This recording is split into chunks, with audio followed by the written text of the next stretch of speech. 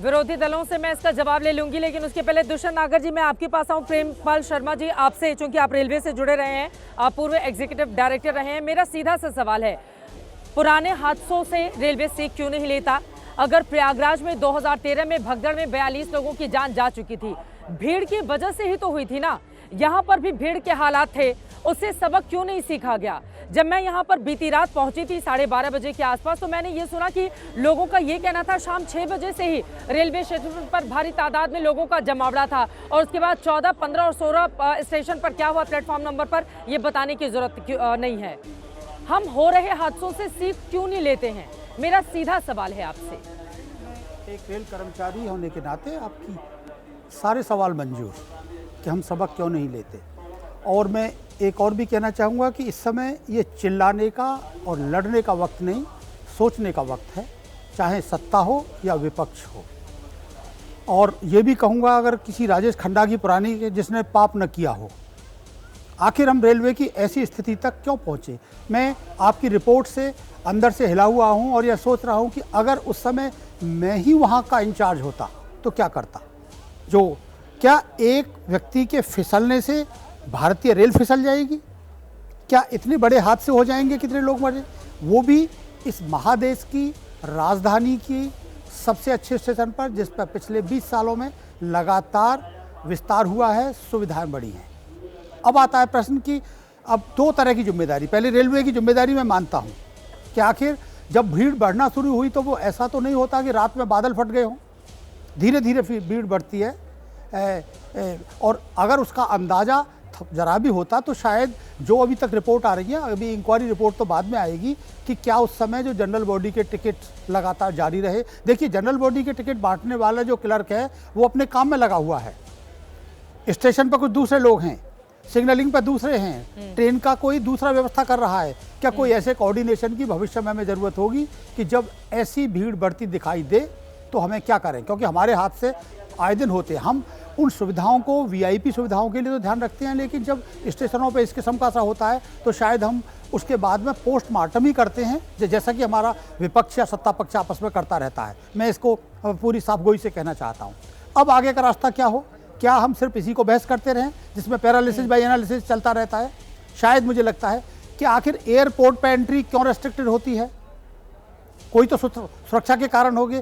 क्या हम सत्ता और विपक्ष मिलकर ऐसी इंतजाम नहीं कर सकते? अगर आप ऐसे कहेंगे तो उस समय भारतीय रेल सबकी भाभी बन जाती है कि हमें वहाँ पर, आपने देखा होगा कुंभ के मेले में भीड़ में लोगों को डंडे से ट्रेन के शीशे तोड़ते हुए, खिड़की तोड़ते हुए, अग्निवीर के मामले में भारतीय रेल को जलाते हुए, क्या उससे रेलवे सुधरेगी? और विशेषकर ये उत्तर भारत में मुझे लगता है कि इसको रोकने की ज़रूरत होगी।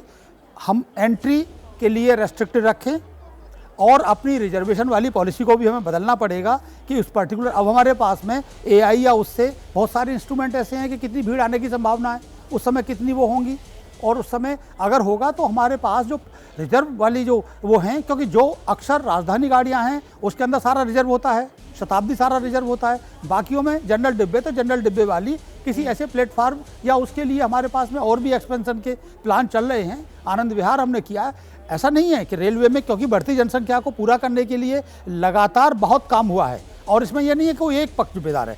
आखिर किसी ने बीज बोए, किसी फल काट रहे हैं, जो पुराने वालों ने भी किया वो भी बहुत अच्छा था। इस वाली सरकार ने और भी किया है।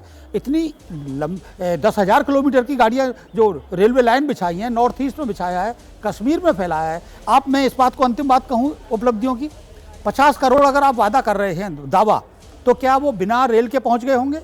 बस से कितने पहुँचे होंगे? हवाई जहाज तो सिर्फ अमीर से पहुँचते हैं। तो ये वो कि हमारी उस उपलब्धि को सिर्फ इससे न नकारिए, लेकिन फिर भी आपका सवाल सिर माथे कि हमें बहुत गंभीरता से सोचने की ज़रूरत है। लेकिन अंतिम बात, क्या हमें 144 वर्ष, 12 वर्ष पुण्य तीर्थ, क्या इसकी वजह से हम दुनिया में ऊंचे जाएंगे? क्या हमारी ये तस्वीर जो अभी भगदड़ की थी और अब ये तस्वीर जा रही होंगी, तो क्या ये 21वीं सदी का भारत है? क्या ये दुनिया के उस नॉलेज सेंटर का भारत है कि जो IITs के लिए अपने को नाज करता है, जो इस बात पर नाज करता है कि अमेरिका को हम चला रहे हैं, इंग्लैंड में हमारे डॉक्टर हैं, हम अपना ही इंतजाम कर लें?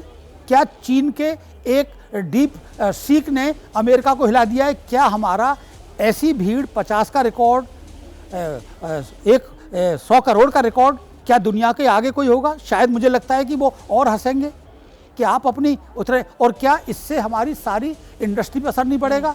हमारे यहाँ आने वाले टूरिस्ट, हमारे यहाँ बिजनेस करने वाले, क्यों चीन की हमारे पास में कंपनियां नहीं आ रही? हमारी आपकी बातें अपनी जगह सही हो सकती हैं, लेकिन मैं उससे इतर जाते हुए सर, किसी भी देश को अपनी परंपरा पर, अपनी संस्कृति पर गर्व होना चाहिए। और किसी हिस्से में जाकर 50 करोड़ से ज्यादा लोग अगर डुबकी लगाते हैं, जो भारत और चीन की जनसंख्या को अगर हम छोड़ दें तो किसी भी दूसरे देश की जनसंख्या यहाँ पर जाकर ठहरती नहीं है। अगर सरकार की ओर से जो दावे किए जा रहे हैं वो आंकड़ा पूरी तरह से सही है, तो हमें अपनी संस्कृति, अपनी परंपरा पर भी गर्व होना चाहिए। जो महाकुंभ का आयोजन न जाने कितने सालों से हो रहा है, और यहाँ पर जब आप आएंगे, बीती रात भी मैंने पूछा था जो लोग यहाँ पर रह गए थे कि क्यों जाएंगे आप, इतनी भगदड़ मच गई, लेकिन वो प्रयागराज जाने को बेताब नजर आए थे, तो उनको कैसे समझाएंगे?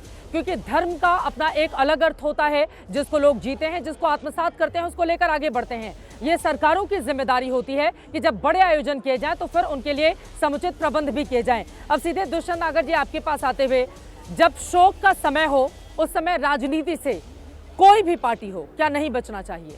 बिल्कुल बचना चाहिए, लेकिन सरकार को देख लीजिए आप। जो सरकार के समर्थक यहाँ बैठे हैं वो सरकार की जिम्मेवारी लेने के लिए उनको आगे आना चाहिए, सुधार की बात करनी चाहिए। वो बोल रहे हैं कि भैया अखिलेश जी ने तो सैफई महोत्सव कराया था। अरे अखिलेश जी ने तो एक दिन साल में सैफई महोत्सव करा दिया, आपका तो डेली सैफई महोत्सव से भी बड़ा महोत्सव चलता है।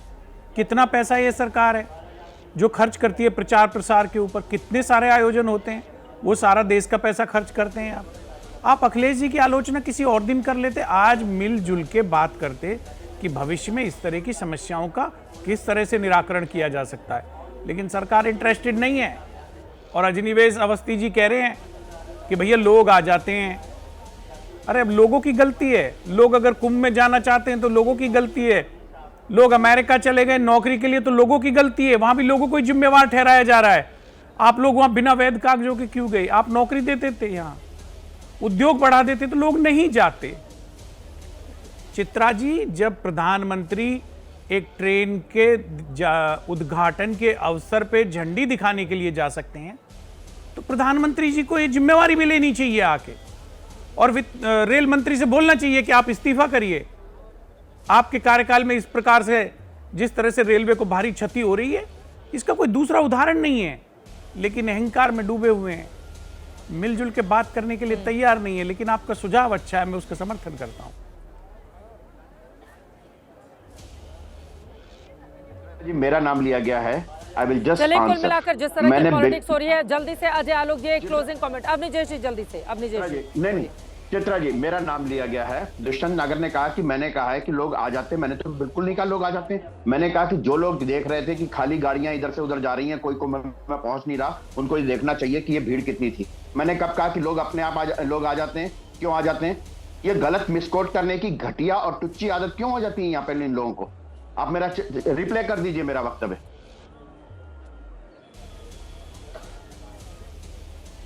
ठीक है, वक्त हमें इतने की इजाजत देता है। आप तमाम मेहमानों का बहुत धन्यवाद हमारे साथ एबीपी न्यूज पर चर्चा का हिस्सा बनने के लिए। कुल मिलाकर जब भी इस तरह से शोक का माहौल हो, देश के राजनेताओं को यह समझना चाहिए कि उस समय राजनीति से वो बाज आएं। लेकिन इसी के साथ ही साथ चाहे रेल मंत्री हो, रेलवे प्रशासन हो या फिर उसके कर्मचारी हो, उनको ये जानना होगा कि अगर आपको कुर्सी दी गई है तो फिर आप उस कुर्सी का पूरा मान रखें और वो व्यवस्था करें जिसको लेकर भारतीय रेलवे ने अपनी दुनिया भर में पहचान बनाई। 18 लोगों की मौत बेहद दुखद है। 13 लोग अभी भी अस्पताल में जख्मी हैं जो अपनी जिंदगी की लड़ाई लड़ रहे हैं। उनके लिए जल्द स्वस्थ होने की हम कामना करते हैं। लेकिन आगे आने वाले वक्त में इस तरह के हादसे ना हो, उसको रोकने के लिए क्या किए जाएंगे प्रबंध, और बीती रात जो हादसा हुआ है उसके लिए जिम्मेदार और जवाबदेह लोगों पर कब होगी कार्रवाई, इस पर लगातार रहेगी एबीपी न्यूज की नजर। अभी के लिए नई दिल्ली रेलवे स्टेशन से दीजिए इजाजत। देश और दुनिया की तमाम खबरों के लिए आप देखते रहिए एबीपी न्यूज।